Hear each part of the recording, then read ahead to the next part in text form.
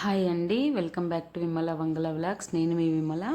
ఇక్కడైతే Sunday routine అనమాట. లేస్తూనే ఎందుకు కళ్ళు చూసుకుంటుంది అనుకుంటున్నారా? ముందు రోజు నైటు బాగా రెడ్ అయ్యి కళ్ళు అసలు చాలా నొప్పేసి 12 o'clock మా హస్బెండ్ మందులు తీసుకొని వస్తే అప్పుడు వేసుకొని ఒక 2 times మార్నింగు నైట్ పడుకునేటప్పుడు వేసుకుంటే అప్పుడు సెట్ అయినాయి అనమాట కళ్ళు. ఈ మధ్య కళ్ళకనో లేదో తెలియదు కానీ మస్తు రెడ్నెస్ అయింది కన్నంతా. బాగా ఇబ్బంది అయింది. ఇల్లు చూస్తారు కదా, మార్నింగ్ మా నితీష్ గాడైతే పొద్దున్నే లేస్తాడు. లేచి ఇల్లంతా బొమ్మలు బీక్తాడు, ఎక్కడ ఏం దొరుకుతే అన్నీ బీక్తూనే ఉంటాడు అనమాట. లేచి ఇంకా ఆయన గారు టీవీ పెట్టుకొని ఇంకా అన్నీ సర్దుకుంటా ఆడి ఆడి టీవీ పెట్టుకొని ఇంకా మంచం మీద పడుకొని టీవీ చూస్తూ ఉంటాడు. ఈ ఇల్లు ఉడిచేటప్పుడు మొత్తం ఇంట్లో బొమ్మలు అన్నీ సదురుకుంటా ఉడ్చుకుంటూ వచ్చేసరికి మస్తు టైం పడుతుంది అసలు. ఒక్కోసారి అనిపిస్తుంది మన జీవితం ఇంతేనా అంటే, నా జీవితం ఇట్లనేనా అనిపిస్తుంది. ఎంత చదువుకున్నా ఏం చేసినా ఈ ఇల్లు ఊడ్చుకోవడాలు, తుడుచుకోవడాలు, బట్టలు ఉతుకోవడాలు, ఆరేసుకోవడాలు, ఇంతే నా లైఫ్, ఇంకేం లేదా? ఎప్పుడు ఇదే పని రోజు ఇదే పని చేసి చేసి విసుగొస్తుంది నాకైతే. మీకు కూడా ఇలా అనిపిస్తుందేమో కామెంట్ చేయండి. నాకైతే అలానే అనిపిస్తుంది. రోజు అనిపించకపోయినా అప్పుడప్పుడు విసుగు అనిపిస్తుంది. ఏంటో పడి పడి చదువుతాం. అసలు ఎగ్జామ్స్ అంటే అసలు ఎంత నైట్ అవుట్లు చేసి చదువుతాం. ఎంత చదివినా లాస్ట్కి ఈ పిల్లలను చూసుకనికి లేక ఏదో ఒక విధంగా కొంతమంది బాగానే చేస్తారులేండి ఉద్యోగాలు, వాళ్ళ ఓపికకు వాళ్ళకి. నాకు చేయాలనే ఉంది కానీ కుదురుతలేదు. కానీ అసలు వాళ్ళకి థ్యాంక్స్ చెప్పుకోవాలి. మా నితీష్ 12కే వస్తాడు స్కూల్ నుండి. ఎన్ని రోజులైందో వాడికి 4 ఏళ్ళు స్కూల్కి పంపించబట్టి. వాడిని ఎప్పుడు 12కే పంపిస్తారు స్కూల్ నుండి. ఆ 12 నుండి ఎవరు పట్టుకోవాలి? ఇక్కడ ఇంకా టబ్బులో మొత్తం చిల్లర ఏం దొరికితే అన్నీ వాడేస్తాడు అసలు. ఇల్లు మార్నింగ్ లేసేసరికి అసలు చిరాకు వస్తుంది. అంత చెత్త చెత్త వేసి పెడతాడు. ఇక్కడెక్కడ ఉన్నవన్నీ వీకేస్తాడు. ఇవన్నీ సదురుకుంటే ఇల్లు ఉడుచుకొని వచ్చేసరికి చాలా టైం పడుతుంది. నాకు ఎందుకో సండే రోజు ఎక్కువ పని ఉన్నట్టు అనిపిస్తుంది ఇంకా మిగతా డేస్ కంటే. మిగతా డేస్లో కనీసం వాడు 9కి వెళ్ళిపోతారు పిల్లలు. 9కి వెళ్ళిపోతే కనీసం టకటక పని చేసుకొని కొద్దిసేపు రిలాక్స్డ్గా నాకు కూర్చున్నట్టు అనిపిస్తుంది. సండే ఎందుకు ఇంకా ఎక్కువ మిగతా రోజులు పొద్దున ఒకసారి సాయంత్రం ఒకసారి ఊడిస్తే ఇల్లు నీట్గా ఉంటుంది అనమాట. సండే రోజు అట్లా కాదు, చీపురు పట్టుకొని తిరుగుతూ ఉండాలన్నమాట మనం. వాళ్ళు ఏం తిన్నా కింద పోస్తుంటారు, ఏదో ఒకటి చేసి కింద పోస్తూనే ఉంటారు, ఊడుస్తూనే ఉండాలా. ఇక్కడైతే దోశ పిండికి పోసినాను. దోశ పిండి మంచిగా ఉబ్బింది. ఇక్కడ దోశ పోస్తున్నాను. మా ఇంట్లో ఏంటంటే పల్లి చట్నీ కంటే బొంబాయి చట్నీ బాగా తింటారు. పల్లి చట్నీ ఎక్కువ తినరు అసలు దోశలోకి. ఎర్ర చట్నీ, బొంబాయి చట్నీ మా వాళ్ళకి ఇంకా దోశ అంటే అవే ఎక్కువ ఇష్టము. ఈ ఎర్ర చట్నీ మీద ఎగ్ దోశ పోసుకొని ఎర్ర చట్నీ అట్లయినా బాగా తింటారు. సో ఎర్ర చట్నీ వేసి పుట్నాల పొడి చల్లి ఇంకా పక్కన బొంబాయి చట్నీ ఇస్తే మంచిగా తింటారనమాట. తర్వాత మా వారేమో నాటుకోడి తెప్పించారు వేరే ఊరు నుండి, పల్లెటూరు నుండి నాటుకోడి తెప్పిస్తే అదే అక్కడనే కాల్చి కట్ చేయించుకొని తీసుకొని వచ్చాడనమాట. ఇక్కడ టౌన్లో అంత మంచిగా దొరకవు కదా, పల్లెల్లో ఫీల్డ్కి వెళ్తే ఎర్లీ మార్నింగ్స్ అట్లా తీసుకొని వస్తారనమాట. సో నాటుకోడి తెస్తే ఇంకా అది దానికి అల్లం వెల్లుల్లి పేస్ట్ అన్నీ రెడీ చేసి తయారు చేస్తున్నా అనమాట.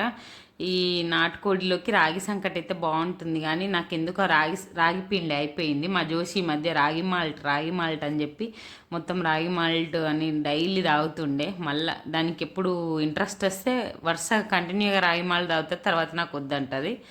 ఆమె రాగి మాల్ట్ తాగేసి మొత్తం రాగి పిండి అయిపోయింది. అయినా నాకు ఎందుకో రాగి సంకటి గట్టిగా కలపలేను నేను, నాకు రైట్ హ్యాండ్ పెయిన్ ఉంది.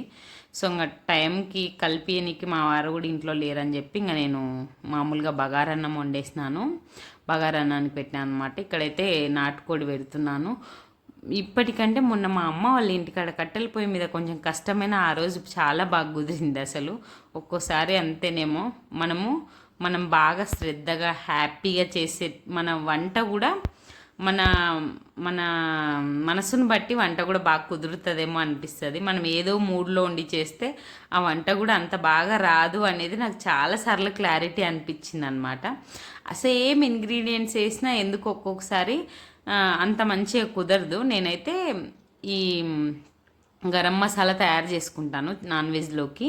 ఇదైతే బాగుంటుంది బయట దానికంటే అని చెప్పి నేను ఇక్కడ కొంచెం పక్కకు తీసి తర్వాత కొంచెం 4-5-6 కాజు కూడా వేసి మిక్సీ పట్టుకున్నాను. తర్వాత అన్నం రైస్ కుక్కర్ బగారన్నం కోసం రైస్ కుక్కర్లో అన్నం కడిగి పెట్టుకొని తర్వాత కొంచెం నెయ్యి కొంచెం ఆయిల్ వేస్తాను నేను బగారన్నంలో. సో నెయ్యి ఆయిల్ వేసి మొత్తం బగార సామాను తర్వాత ఆనియన్ నేను ఇక్కడ కొత్తిమీర పుదీనా మిక్సీ పట్టేసాను ఫ్లేవర్ బాగుంటుందని. ఒక టమాటో వేసి ఇంకా ధనియాల పొడి అన్నీ వేసి మంచిగా వేగిన తర్వాత ఈ రైస్ కుక్కర్లో వేసి ఉప్పు వేసి 1-2 సార్లు కలిపితే మంచిగా అవుతుంది పొడి పొడిగా రైస్ కుక్కర్లో అయితే. ఇక్కడే ఇది కొంచెం ఆయిల్ పైకి తేలేంత వరకు మగ్గనిచ్చి తర్వాత కారం వేసాను అనమాట. సేమ్ ఇంగ్రీడియంట్స్ ఎంత మసాలా వేసినా ఒక్కొక్కసారి ఎందుకో నాకు అంత బాగా ఒక్కోసారి సూపర్ కుదురుతుంది అసలు. నాకు ఎందుకు కారం తక్కువైందో ఒక్కొక్కసారి కారం అవుతుంది అని మా జోషి అంటుందని కొంచెం కారం తక్కువ వేసినట్టున్నా. ఈ రైస్ కుక్కర్లో అన్నం పెట్టినాక ఒక్కసారి కలిదిప్తే మంచిగా అవుతుంది. ఇంకా మన గ్రేవీకి తగినట్టు వాటర్ పోసేసుకొని కుక్కర్ రానిచ్చాను ఒక 3-4 విజిల్స్ మంచిగా ఉడుకుతుంది అని చెప్పి. ఒక్కోసారి నాటుకోడి సూపర్ అనిపిస్తుంది, ఒక్కొక్కసారి మన వంట కూడా మనం కుదిరిన దాన్ని బట్టి కూడా ఉంటుంది. ఒక్కోసారి మా జోష్ మాత్రం స్వీట్ అని చంపేస్తుంది ఏం తెచ్చినా.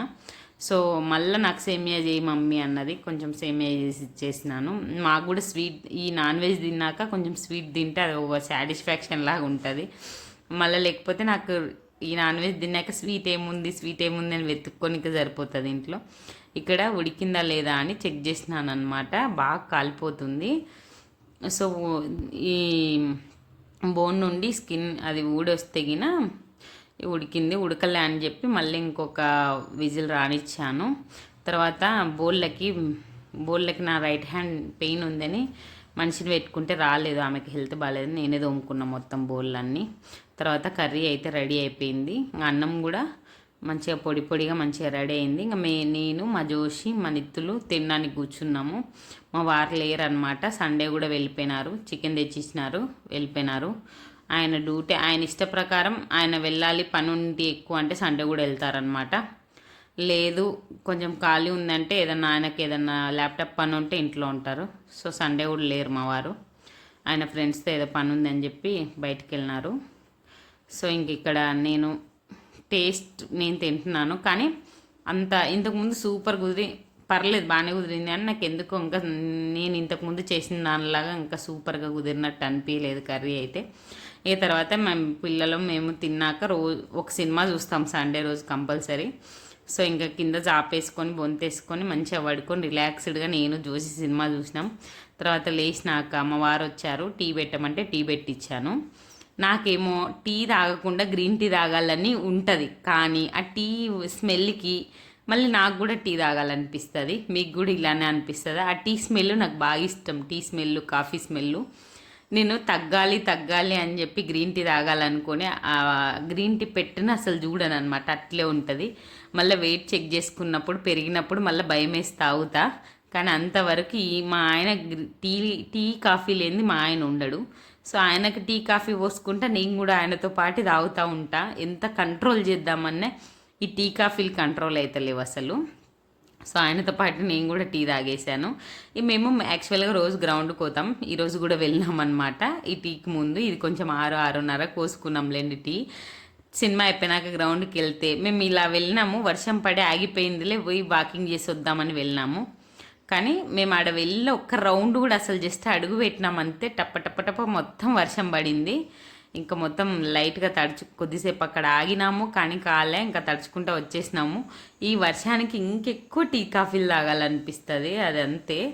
ఇంకా తర్వాత వచ్చిన తర్వాత మా పక్కింటి అక్క మాకి మక్కగారలు ఇచ్చింది. మక్కగారలు అంటే మొక్కజొన్నలు మిక్సీ పట్టి వేస్తారు, అలచందవడల్లాగే బాగుంటాయి. నాకు కూడా తెలంగాణకు వచ్చినాక ఈ మొక్కజొన్నలతో గారెలు చేస్తారనే విషయం అయితే తెలిసింది. సో ఈ మొక్కగారలోకి నాటుకోడి పులుసు సూపర్ కాంబినేషను, చాలా బాగుంది. నేను మా జోసి తినేసినాం. తర్వాత ఇదైతే ముందు రోజు బట్టలన్నీ మడతేసినాను అనమాట కూర్చొని, అప్పుడు వీడియో షూట్ చేసింది. నాకైతే టక బట్టలు ఆరేసేటప్పుడు అవన్నీ తెచ్చి దండాల మీద వేస్తాను, కానీ మడతేయాలంటే మాత్రం చాలా ఓపిక ఉండాలి. ఇంకా నేను ఎప్పుడూ మధ్యాహ్నం పూట ఖాళీ ఉండి ఇంకా కొంచెం టైం ఉంది, బట్టలు చూస్తే నాకు చిరాకు వస్తుంది అన్నప్పుడు కూర్చొని ఇంకా నిదానంగా మడత పెడతా ఉంటా. జోషిని తీసుకొచ్చే 4 గంటల కదా జోషిని తీసుకొచ్చేది. నాకు మిగతా రోజులు 1:30 కల్లా పని అయిపోతుంది.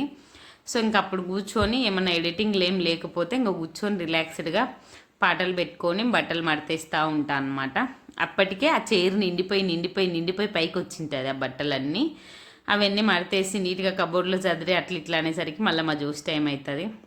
ఏంటో ఒక్కోసారి ఎంత పడి చదివినా ఏం చేసినా లాస్ట్కు మనం ఇంట్లో ఇల్లు ఊడ్చుకుంటా బట్టలు ఉతుక్కుంటా రోజు ఈ డైలీ లైఫ్ను అబ్బాయి ఏంటో ఈ జీవితం అనిపిస్తుంది సడన్గా ఒక్కోసారి. అసలు ఉద్యోగాలు చేయనప్పుడు అసలు ఎందుకు ఇంత పెద్ద చదువులు చదివియాలి ఆడపిల్లలను అనిపిస్తుంది. చదువు ఉద్యోగం కాకపోయినా నాకు ఒక్కోసారి పోనీలే ఇంకో సాటిస్ఫాక్షన్ ఏంటంటే పోనీలే నేను చదువుకు కనీసం నా కొడుకుకు కరెక్ట్గా తెచ్చి మందులన్నా వేసుకుంటున్నాను, ఆ ఫార్మసీ నా కొడుకుకు మందులు వేసుకోనికి ఉపయోగపడింది అనే ఫీలింగ్తో ఉంటానన్నమాట.